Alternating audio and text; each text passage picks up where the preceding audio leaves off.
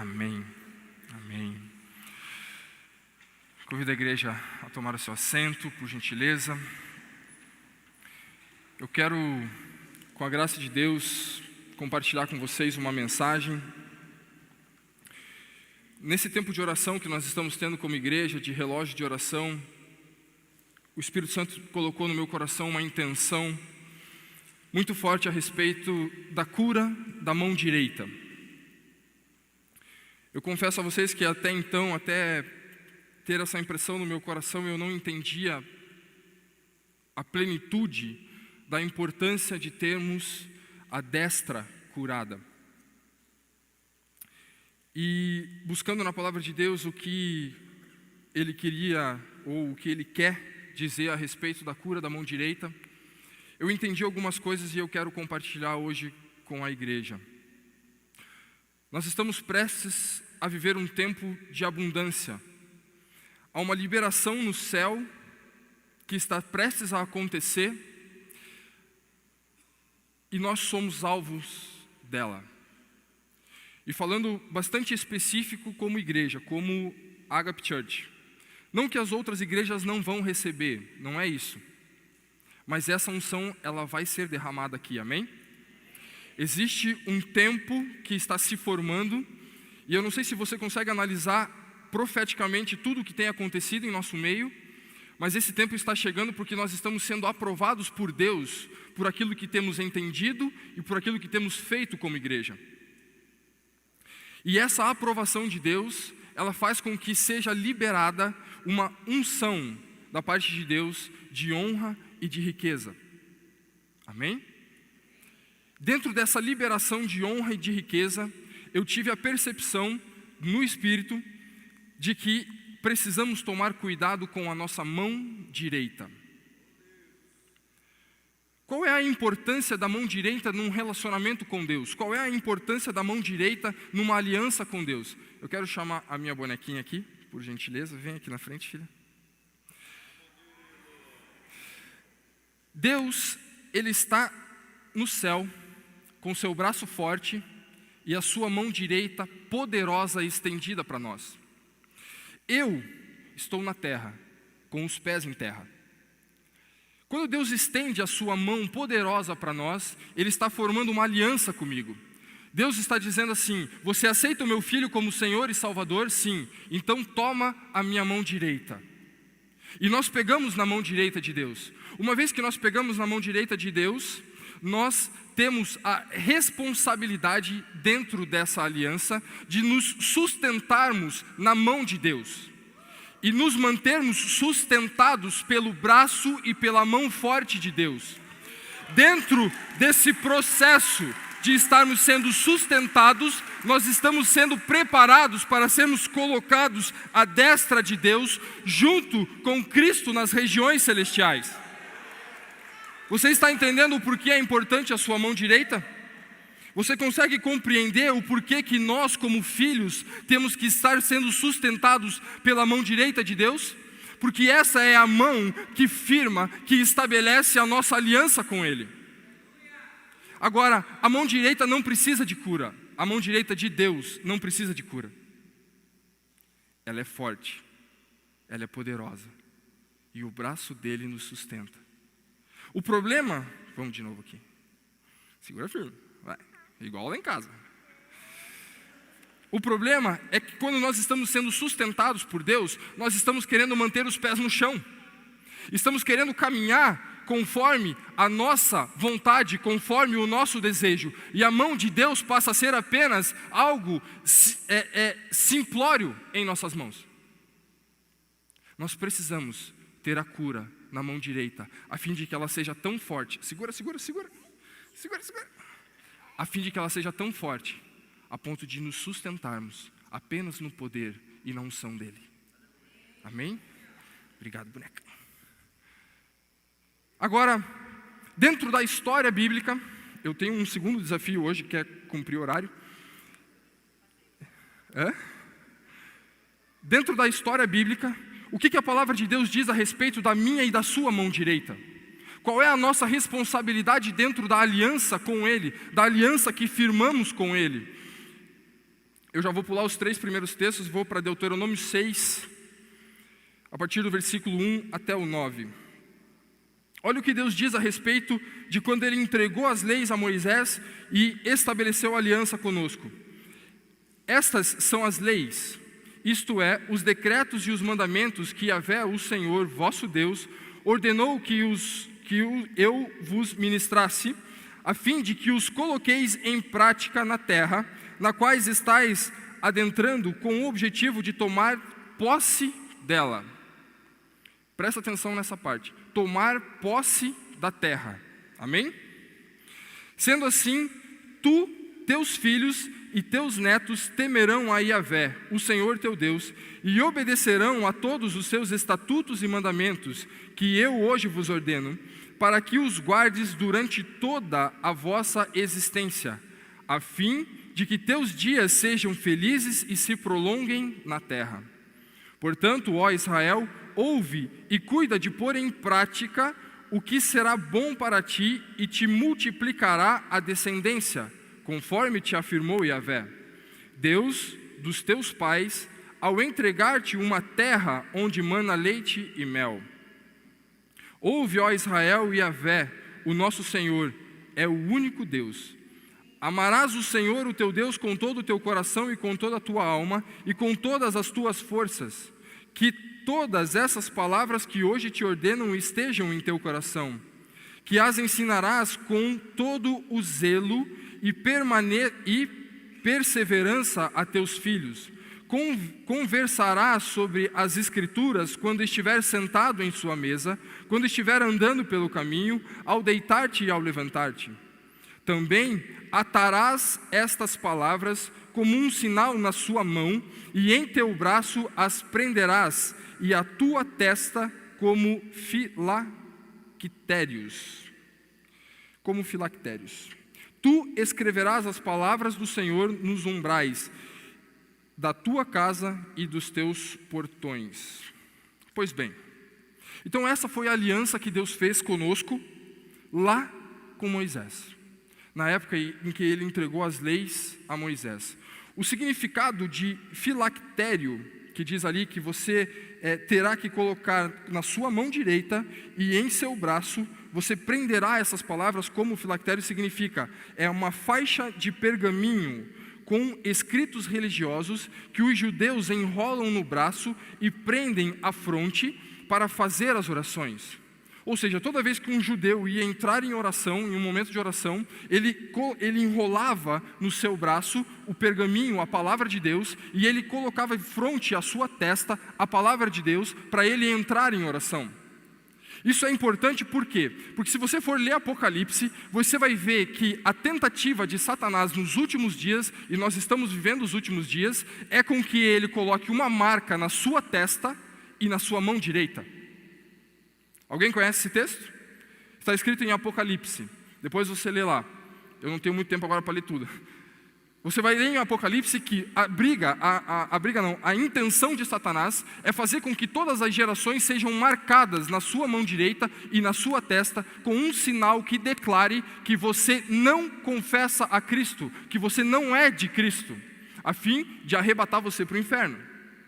Ou seja, nós estamos vivendo dias em que temos que nos preocupar com o que está na nossa mão direita, dentro do exercício do ministério que Jesus nos impõe.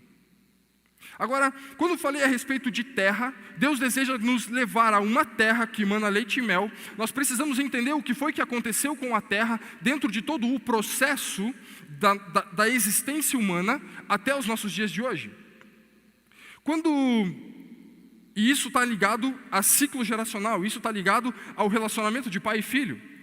Quando Deus entregou a palavra a Moisés, ele disse assim: tome cuidado de praticar essas palavras e de ensiná-las às próximas gerações. Ou seja, é necessário que exista um compromisso dentro dessa aliança para que nós tenhamos a bênção da terra, a bênção de Deus na terra, de ensinar a palavra de Deus aos nossos filhos. Semana passada, durante a abertura, o Espírito Santo me tocou dizendo que existe uma unção de paternidade nesse lugar. A mensagem do Edilson no final da mensagem, nós tivemos uma oração com pais e filhos. Hoje pela manhã, eu não sei se você já foi ministrado com relação à paternidade, mas o que o Joe falou, ele falou a respeito de paternidade. E a Nath dançou com o seu filho nos braços. Não sei se você reparou. Irmãos, nós estamos sendo ministrados em paternidade. Nós precisamos entender aonde é que nós estamos entrando para receber de Deus a bênção que está por vir. Quando Deus, Ele colocou Adão e Eva dentro do Éden, Ele disse, essa terra é sua, governa. A primeira coisa que aconteceu com Adão e Eva depois do pecado foi Deus amaldiçoar a terra e dizer que a terra estaria sendo maldita e por isso Adão e Eva teriam que trabalhar e se sustentar pelo suor do rosto, uma vez que a terra estava amaldiçoada. Eu quero levar você a analisar um cenário a respeito da terra. Em Gênesis 5, 28 e 29, acontece o nascimento de Noé. E o seu pai profetiza algo sobre a vida dele. Olha o que ele diz. Gênesis 5, 28. Quando Lameque completou 182 anos, gerou um filho. Deu-lhe o nome de Noé, porque profetizou ele, este nos aliviará do nosso árduo trabalho e do sofrimento de nossas mãos, causados pela dureza dessa terra que o Senhor amaldiçoou.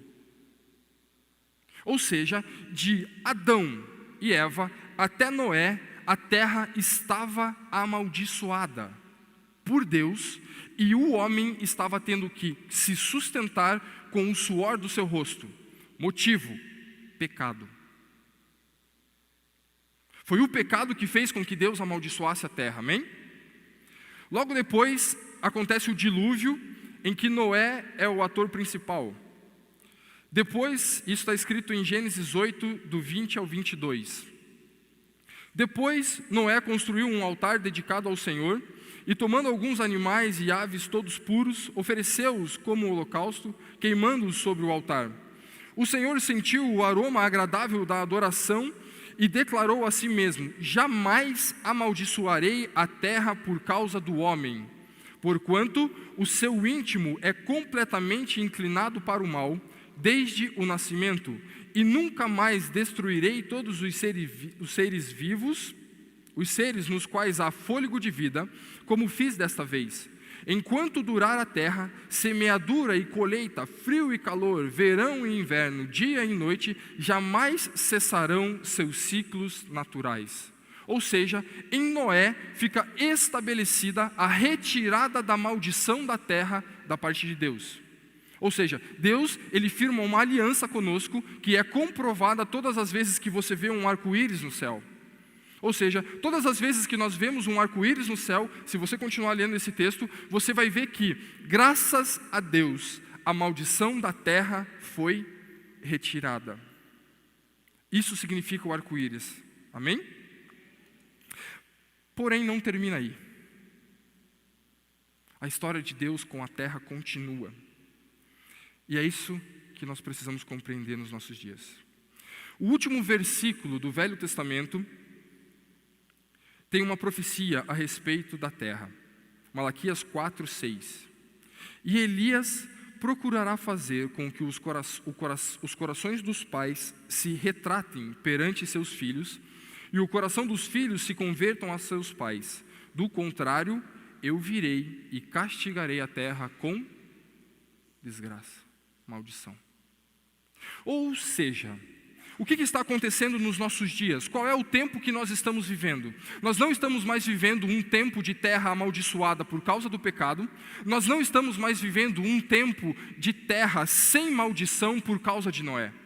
Nós estamos vivendo um tempo onde a nossa terra pode estar amaldiçoada, uma vez que o coração do pai não está convertido ao coração do filho, e o coração do filho não está convertido ao coração do pai. Aqui é o primeiro problema. Existia uma troca da parte de Deus do princípio que estabelecia a maldição da terra no Éden, que era o pecado, por agora um princípio que diz: ei pai, se você não se atentar em ensinar o seu filho no caminho que ele deve andar, e se o seu filho não se atentar em honrar o pai e a mãe, a terra está sendo amaldiçoada. Irmãos, o segredo da sua prosperidade está dentro da sua casa, porque Deus diz que está lá. Está dentro do relacionamento com os seus filhos, porque Deus diz que está lá. Nós precisamos curar a mão direita. Por quê? Porque é ela que nos firma em Deus. Se nós não entendermos o que Deus faz a respeito dos seus princípios, a respeito das suas ordenanças, irmãos, você vai passar batido na educação dos seus filhos, você vai passar batido na honra dos seus pais, e você vai ter a sua terra amaldiçoada sem saber por quê. E aqui não está dizendo que aceitar Jesus resolve o problema.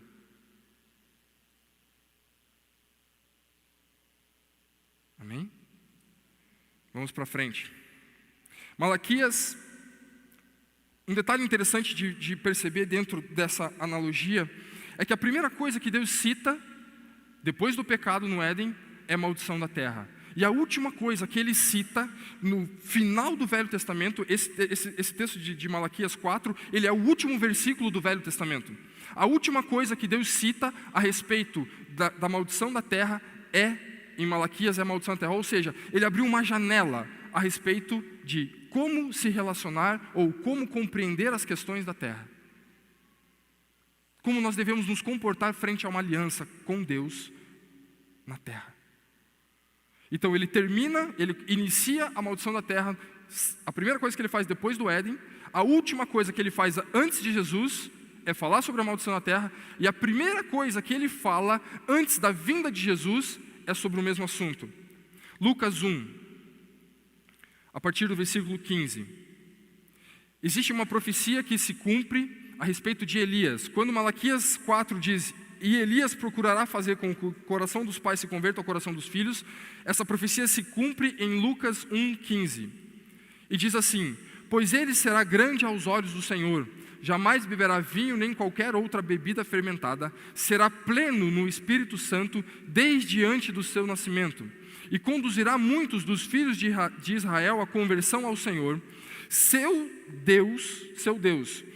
Ele alcançará na presença do Senhor o mesmo espírito e poder de Elias, com o propósito de fazer voltar o coração dos pais a seus filhos e os descendentes à sabedoria dos justos, deixando um povo preparado para o Senhor. Ou seja, Deus ele indica que, lá em Malaquias 4, que virá alguém que se manifestará no poder e na autoridade de Elias, dizendo que o coração do pai se converterá ao coração do filho, e do filho ao pai.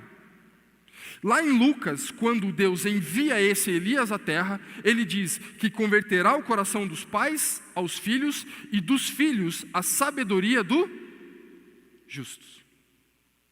Ele muda um pouquinho o cenário. Porque o seu filho, ele não tem culpa de ter um pai que não buscou a sabedoria do justo. Porque nós, como os filhos, nós não temos culpa de termos pais que não alcançaram a sabedoria do justo. Deus ele dá uma oportunidade de renovar um ciclo geracional, dizendo: se o seu pai não teve a oportunidade ou a capacidade de buscar a sabedoria do justo para ensinar uma próxima geração, eu estou dizendo a vocês, filhos, então busquem vocês a sabedoria do justo. E eu quero que você ouça essa mensagem sendo filho e sendo pai. Amém?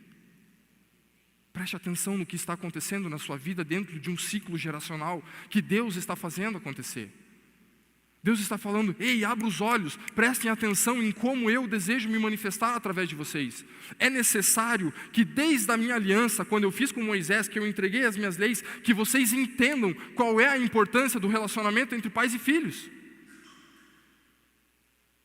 Agora, como foi que ele disse que o relacionamento entre pais e filhos tem que acontecer? Lá na lei, em Deuteronômio 6.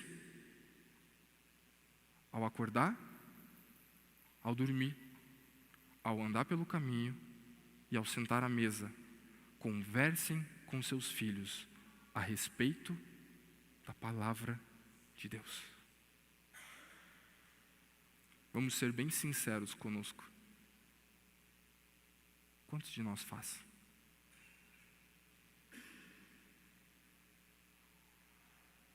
Verdadeiramente, quantos de nós faz?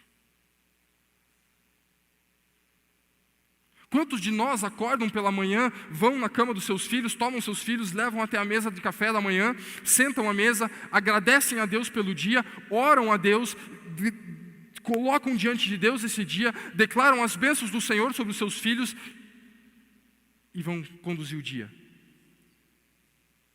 Quantos de nós, ao sentar na mesa num dia de domingo, sentamos com os nossos filhos e falamos a respeito da palavra de Deus?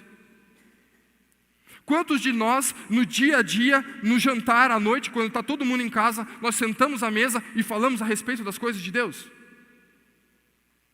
Quantos de nós, ao dormir, levamos os nossos filhos às suas camas e dizemos: filhos, Deus te abençoe, a palavra de Deus te garante isso?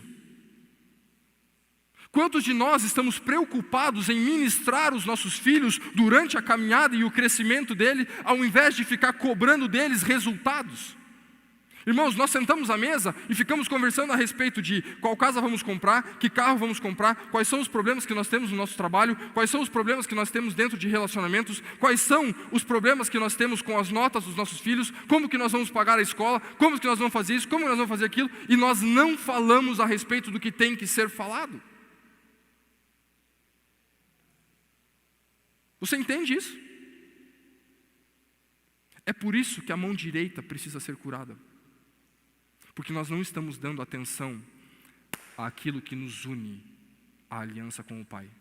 Nós estamos caminhando, segurando na mão dele, mas os nossos pés nos guiam sobre a terra. Porque nós não fazemos o que ele diz que tem que ser feito. E sabe por que eu posso falar isso com vocês com tanta autoridade? Porque eu sou líder de junior e adolescente e jovem há 10 anos. Fazem 10 anos que Deus fala comigo a respeito de remir ciclos geracionais. Fazem 10 anos que eu sou ministrado a respeito dessa palavra por Deus. E fazem 10 anos que eu vejo geração após geração passar por suas casas e não serem ensinados. Geração após geração. Irmãos, Deus precisa sarar a terra. Deus deseja sarar a sua terra.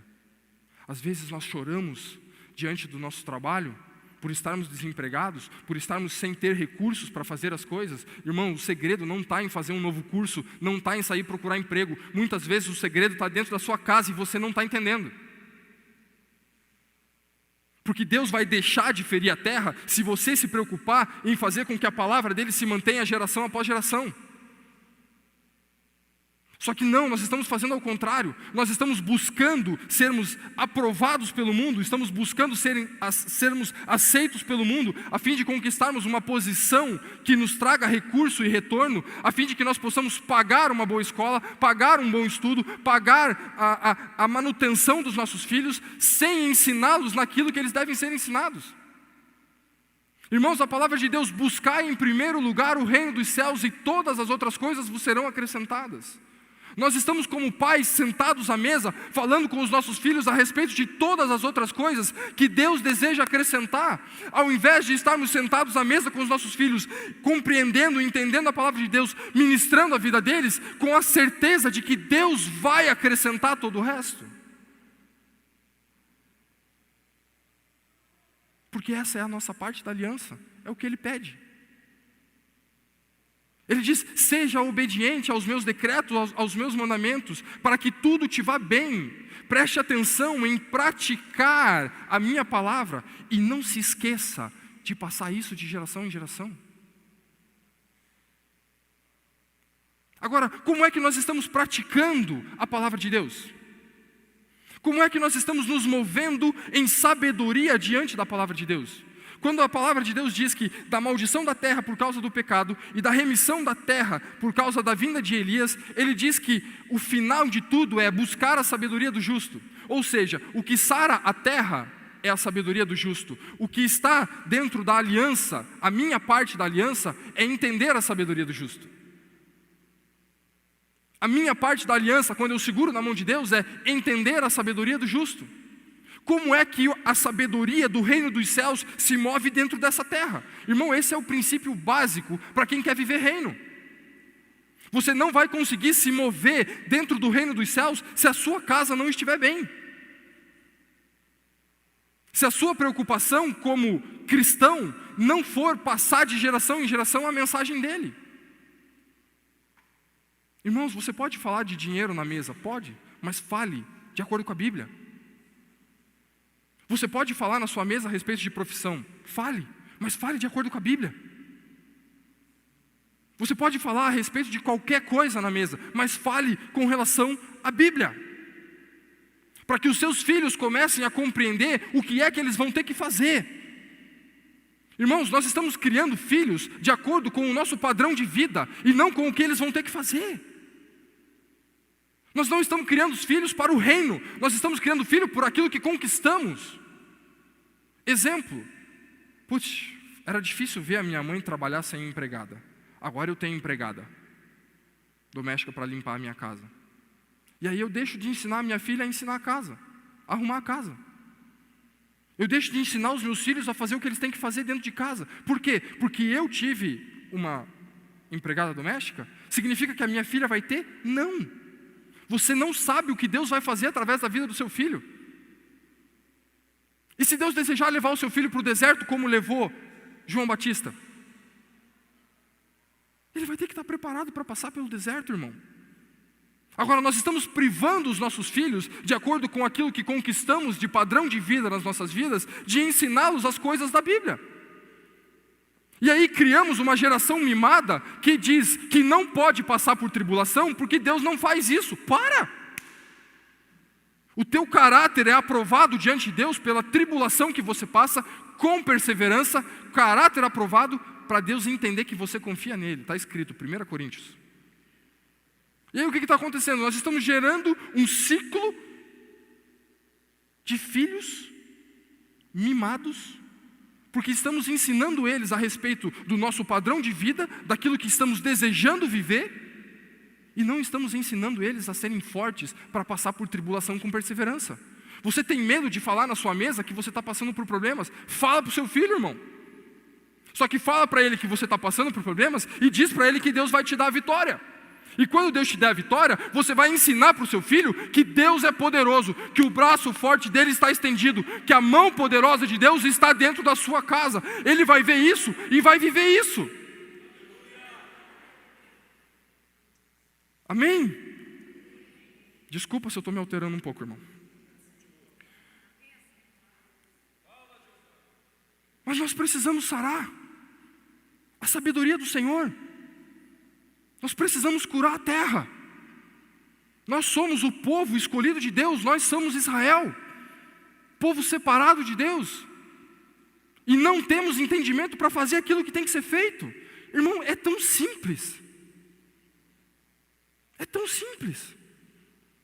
Eu posso dizer para vocês que eu sou grato a Deus por ser pai de duas belas moças. A Déborazinha é uma bênção. Com 4 anos ela já ora em línguas. Sabe por que ela ora em línguas? Porque ela vê o pai e a mãe orando.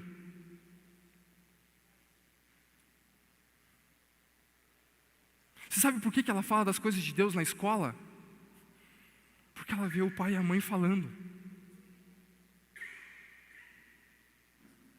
Irmãos, nós precisamos fazer com que uma geração seja formada, fortalecida, não privada de problemas. Agora, se você não olhar para o reino, você não vai conseguir fazer isso. Existem situações nas nossas vidas que nos atropelam e nos impedem de olhar para as coisas de Deus. Por exemplo, o propósito pelo qual você trabalha. O mundo diz que nós trabalhamos para conseguir recursos a fim de nos sustentar, amém? Essa é a ideia. E quem mais tem, mais poder tem, mais autoridade tem, mais governa. É assim que o mundo funciona. Diante de Deus, por que você trabalha? A palavra de Deus diz que você trabalha para que quando alguém ao seu lado esteja passando por necessidade, você tenha o que ter para compartilhar. Você não trabalha para você, irmão. Você trabalha para alguém. É isso que a palavra de Deus diz. Agora, a questão aqui é, você está disposto a segurar na mão dele e se sustentar por essa mão mediante esses princípios? Você está disposto a viver reino dos céus sobre a terra mediante como as coisas funcionam lá? Ao invés de querer fazer com que Deus se mova através da sua vida como as coisas funcionam aqui? Isso não vai dar certo. Ou você se move sustentado pela mão de Deus e começa a ver prodígios, milagres e maravilhas acontecendo na sua vida, sendo sustentado por Ele para passar por tribulações com perseverança, a fim de que você tenha um caráter aprovado, a fim de que Deus confie em você para depositar riquezas na sua vida, para que você governe com relação ao reino dos céus. Irmão, se preocupa com isso. Presta atenção. Então por que você ora pedindo um emprego? Porque a sua casa está passando necessidade. Irmãos, a Bíblia diz que a necessidade é suprida por Deus e ponto. Desde que você esteja preocupado em formar um celeiro nos céus e não na terra. O texto começa dizendo, não tenham para vocês riquezas que a traça come, a ferrugem corrói e o ladrão rouba. Antes, tenham um celeiro no céu. Aí sim Deus virá e trará o sustento de toda a sua necessidade. Você está disposto a viver essa sabedoria? Então para de orar pedindo um emprego para sustentar a sua casa. Porque Deus quer fazer isso por você. Antes, se preocupa em como eu faço para encher o celeiro do céu. E começa a orar para Ele, dizer, Senhor, me dá um trabalho, por quê? Porque eu preciso encher o celeiro do céu. Eu sou um embaixador do seu reino nessa terra, e eu preciso trabalhar a fim de ter recursos para ter o que compartilhar. Porque é isso que enche o seu celeiro no céu. Dinheiro. Vamos falar a respeito de dinheiro. Mais polêmico ainda. O que a gente faz com dinheiro? Compra as vaidades, sustenta a nossa casa, compra uma casa, compra um carro, você está orando errado. Irmãos, a sabedoria do céu não diz isso. A sabedoria do céu diz que se você tem a bênção de Deus sobre a sua casa, você tem que ter bênçãos tais a ponto de, se alguém está passando necessidade ao seu lado, você ter recursos para vender e ajudá-lo. Então para de pedir a sua casa, para de pedir o seu carro, pede 2, 3, pede 2 casas, 3. Por quê? Porque Deus não está afim de sustentar somente você, Ele quer usar você para que você seja uma ferramenta de bênção na terra. Só que você está disposto, ao dia que Deus te der 2 casas, você olhar para a necessidade dos outros e vender uma para ajudá-lo? Ou o dia que Deus te der 2 casas, você vai sair por aí pagando de bonzão, dizendo, Deus me deu 2 casas porque eu amo Jesus? Que é o que está acontecendo. É isso que nós vamos fazer? Quando nós tivermos 3 carros na garagem, precisando de 2 ou precisando de 1, nós vamos sair por aí dizendo, olha como Deus tem me abençoado, eu tenho 3 carros na garagem. Ao invés de fazer o que a Bíblia manda fazer, se você tem 1, 2, 3 ou mais do que aquilo que você precisa, venda e ajude o seu irmão. É essa sabedoria que precisa ser curada. É essa a cura da mão direita que precisa existir em nós. Porque nós não estamos com essa mão forte e firme, segurando na aliança que temos com Ele. Nós temos uma aliança com Ele por causa do sangue de Cristo, mas daí quando vem a nossa parte da aliança, nós não entendemos, nós não fazemos, nós não compreendemos. Mas não é esse tempo que nós estamos vivendo. Deus está disposto a abrir as comportas do céu sobre as nossas vidas, mas nós temos que saber o que fazer quando as comportas forem abertas. Ou você acha que Deus vai fazer para perder você? Você acha que Deus vai fazer com que as comportas do céu se abram, a fim de que os seus celeiros se encham e você se perca no inferno, no meio das suas vaidades? Ele não vai fazer isso, irmão. Porque Ele prefere você passando necessidade do que você no inferno. E aí você não compreende o porquê que você está passando tanta necessidade. Você está passando necessidade porque você ainda não conseguiu entender como as coisas funcionam no reino dele. E se ele fizer o que ele deseja fazer, que é te abençoar, que é fazer com que você tenha uma vida próspera, ele vai perder você. A Bíblia diz, se a tua mão direita te faz pecar, se o teu olho te faz pecar, corta, arranca fora e joga fora. Corta, arranca e joga fora. Irmãos, Deus faz isso. Se ele vai ver que você vai se perder, se o teu pai está vendo que você, se ele te abençoar, ele vai te perder, você acha que ele vai te abençoar? Não vai. Ele vai segurar a mão. Ele vai dizer, eu não posso dar, porque ele não passou pela tribulação com perseverança. Ele não tem um caráter aprovado mediante aquilo que a minha palavra diz. Eu não posso confiar a ele o governo do reino. Nós precisamos compreender o que está por vir. Irmãos, se nós não compreendermos, nós vamos perder a bênção. Nós vamos perder aquilo que está por vir. Existem sinais proféticos acontecendo dentro dessa igreja. Desde que eu entrei aqui, o Espírito Santo fala comigo dizendo, essa igreja vai governar. Irmãos, nós estamos governando.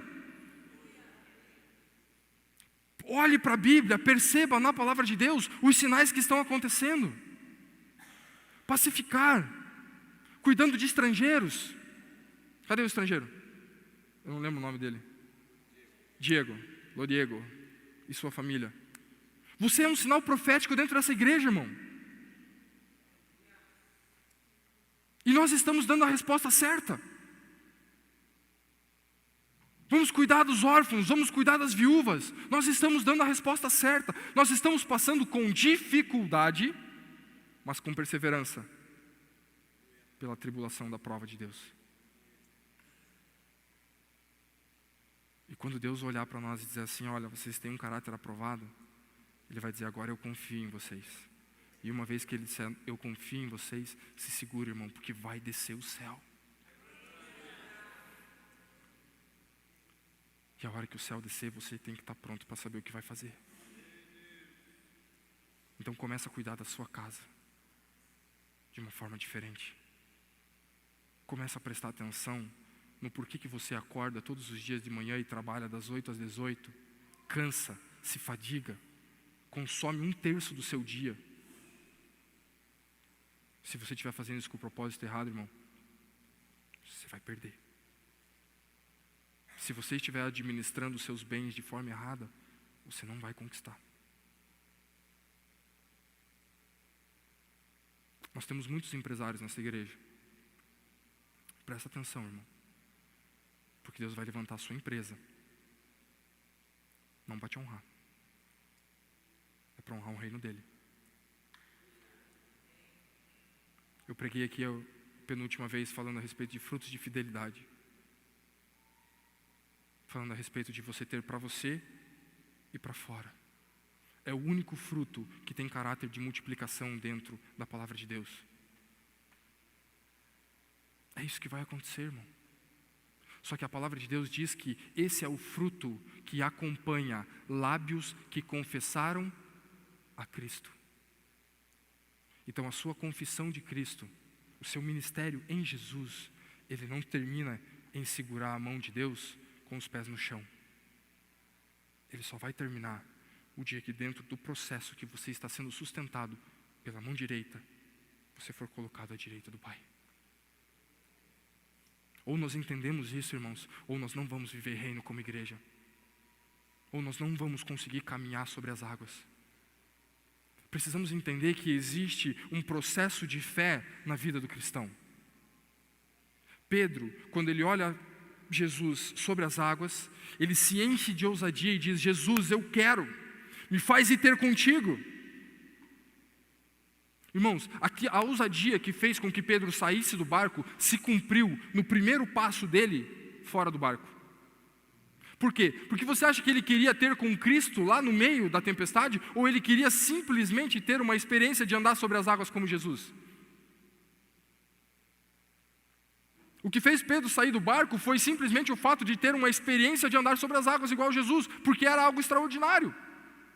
Quando eu e você aceitamos Jesus, normalmente nós olhamos para Cristo como algo extraordinário. Nós queremos viver isso. O problema não é você cumprir a sua fé da conversão. O problema é você se manter andando sobre as águas até chegar a Ele. A Bíblia diz que Pedro foi perdendo a fé durante seus passos. Quem é que vai afundando? Ninguém vai afundando. Afunda. E a Bíblia diz que Pedro foi afundando, mediante a perda da fé. Irmãos, normalmente a gente sai de um culto como esse, ou de um retiro como vamos ter, bombados de fé, cheios da palavra, e começamos a caminhar, e durante uma semana, um mês, nós vamos perdendo a fé, e vamos afundando.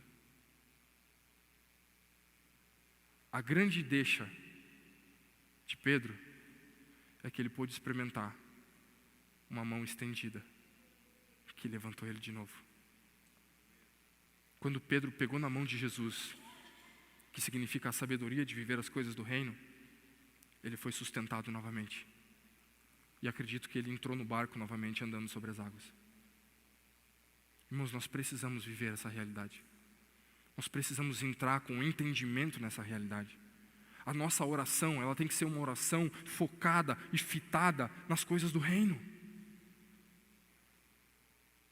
Nós passamos a nossa vida achando que o reino dos céus vai se manifestar simplesmente porque aceitamos Jesus. Não é assim. Ou querendo colocar Deus dentro de uma caixinha que eu acho que é certo. Não é assim. Ou você abre os seus olhos para as coisas do reino, ou as coisas não vão acontecer. Irmãos, nós estamos num ano de frutificação. Amém? Você crê nisso? E a colheita está por vir. E nós precisamos estar preparados para a colheita. Precisamos de menos de nós e mais dele. Precisamos estar preparados a tal ponto de fazer o que a Bíblia diz que nós temos que fazer. O dia que os recursos chegarem até a sua casa, a palavra de Deus diz que se alguém bater e disser, eu preciso de recurso emprestado, e você disser que não tem, e Deus souber que você tem, se cuida, irmão. Porque a Bíblia diz que você não pode negar. É isso que a palavra dele fala. Essa é a sua parte da aliança. O Joe disse aqui agora pela manhã, na ministração dele. Essa é a segunda palavra da manhã já. O Joe disse durante a ministração dele, todas as coisas foram feitas por Deus. Todas. Até o dinheiro que está no seu bolso é dele, irmão. E se alguém bater na sua casa e você não emprestar, cuidado. Porque Deus está te dando recurso, não para você pagar de bonzão, é para que você tenha para emprestar. Você está preparado para isso? Você está preparado para administrar recursos de acordo com o reino? Essa é a tua oração? É isso que te faz chorar? Porque esse é o propósito, irmão. Amar o próximo como a si mesmo, ou como Jesus amou. Se você está chorando na sua casa, porque está te faltando algo, e não está chorando porque você não tem algo para compartilhar, você está chorando errado. Chora porque você não tem o que compartilhar, porque a tua necessidade Deus cuida. E enquanto você ficar chorando por causa da sua necessidade, Deus não vai fazer nada. Você está preparado, irmão, para viver essa realidade? Porque essa unção que está sobre este lugar hoje, é isso que está sobre nós. Deus está nos alertando. Deus está dizendo, é um tempo de frutificação? Sim. Está chegando o tempo da colheita. E a hora que o tempo da colheita chegar, vocês têm que estar prontos. Irmãos, existe um sinal profético sobre essa igreja. Eu não sei se você compreende dessa forma, mas nós estamos em poucos aqui. Poucos. Nós não somos muitos. Mas nós temos que ser poucos bons. Nós temos que ser poucos preparados para que o dia que essa igreja se encher, ela esteja cheia de pessoas sendo preparadas como nós estamos sendo. Você está vivendo um tempo privilegiado, de privilégio da parte de Deus. Você está tendo a oportunidade de ser ensinado por Deus, como Jesus ensinou seus 12 discípulos. E daqui a alguns dias, nós vamos ser enviados como os 12. E a hora que nós formos enviados, nós temos que estar prontos. Não é à toa que Deus está mantendo o número reduzido, irmão. Nada acontece por acaso. Deixa eu dizer outra coisa para você. O seu filho, jovem, está sendo ministrado nisso. Os seus filhos estão sendo ensinados a reinar. Eu quero pedir uma gentileza para você, pai. Não impeça seu filho de reinar. Antes, olhe para o que ele está dizendo. Avalie o que ele está dizendo. Veja se condiz com a palavra. E se condiz com a palavra, se arrependa de não ter sido você que ensinou. E ajude ele. Eu sei que isso são palavras duras, são palavras difíceis. Mas é isso que vai remir o seu ciclo geracional, irmão. É isso que vai fazer com que os seus filhos tragam Jesus de volta. Ou nós entendemos essa realidade, ou nós não vamos reinar. Se prepare, irmão, para o seu filho chegar em casa sem tênis, porque ele deu para o cobrador de ônibus. Porque o seu filho, ele está sendo ministrado pelo Espírito Santo para olhar para a necessidade dos outros e agir. E agir. Se prepara se o seu filho for incomodar você para ajudar alguém, porque ele está sendo ensinado a agir. Amém? E que isso aconteça desde as nossas crianças até nós que somos pais. Que nós assumamos essa responsabilidade de remirmos um ciclo geracional, de tratarmos as coisas de Deus com sabedoria. A palavra de Deus diz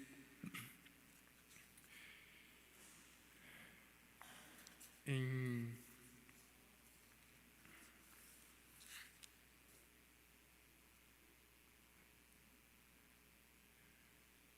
Coríntios 1, 22, porque tanto os judeus pedem sinais, como os gregos procuram sabedoria.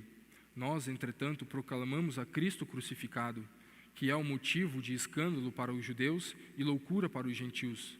Todavia, para os que foram convocados, tanto judeus como gregos, Cristo é o poder de Deus e a sabedoria de Deus. Nós precisamos ler a vida de Jesus. Tiago 3,13 diz assim: quem dentre vós é sábio e tem o verdadeiro entendimento, que o demonstre por seu bom proceder cotidiano, mediante obras praticadas com humildade que tem origem na sabedoria. No entanto, se abrigais em vosso coração inveja, amargura e ambição egoísta, não vos orgulheis disso, nem procureis negar a verdade. Porquanto esse tipo de sabedoria não vem do céu, mas é terrena, não é celestial, mas demoníaca. Pois onde existe inveja e rivalidade, aí há confusão e todo tipo de atitudes maléficas. Porém, a sabedoria que vem do alto é antes de tudo pura, repleta de misericórdia e de bons frutos, imparcial e sem hipocrisia. Ora, a justiça é a colheita produzida por aqueles que semeiam a paz. Irmãos, ou a gente caminha em cima dessa sabedoria que é Jesus Cristo, que é a nossa mão direita, que está junto dele, a fim de que Deus nos sustenha, ou a coisa não vai dar certo. Vamos prestar atenção aos nossos filhos. Vamos prestar atenção no ensino da palavra de Deus. O pastor Gabriel, a pastora Elisete sempre nos cobram a respeito do culto familiar. Quantos de nós têm verdadeiramente feito? Precisamos entender, irmãos, que quando nós chegarmos diante de Jesus, Ele não vai perguntar o que você conhece. Ele não vai perguntar o que foi profetizado sobre a sua vida.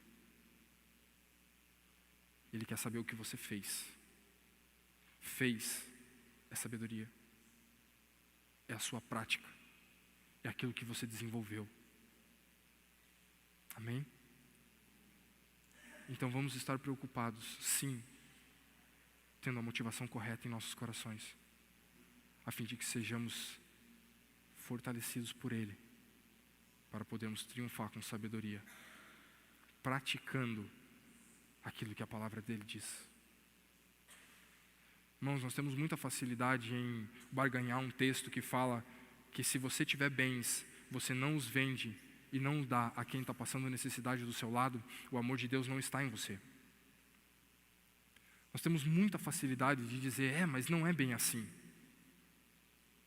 Quando a palavra de Deus diz que alguém que bater a sua porta lhe pedindo um empréstimo, e você diz, volta amanhã, volta depois, tendo o dinheiro em casa. Irmãos, nós temos muita facilidade de fazer a mesma coisa. Essa é a prática que Jesus está vendo. Essa é a prática que vai te dar um galardão no céu. E você tem uma responsabilidade. Além de praticá-la, você tem que ensinar a próxima geração. Eu e a Fernanda com a Débora, nós temos tentado fazer isso. A Débora gosta de comprar aquelas bolinhas de mercado, sabe? Essas pula-pula. Custa R$1. E nós temos colocado uma moeda de R$1 na mão dela. Colocamos ela de frente para as bolinhas e dizemos, filho, o que você prefere?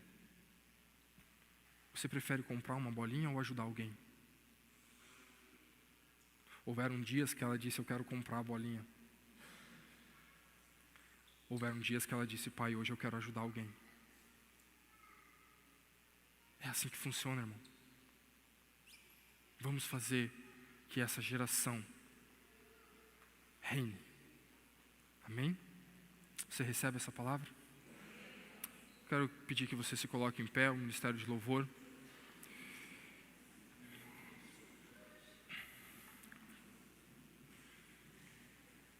Dentro dessa mensagem ministrada, eu gostaria de pedir que você levantasse a sua mão direita, que você fechasse seus olhos.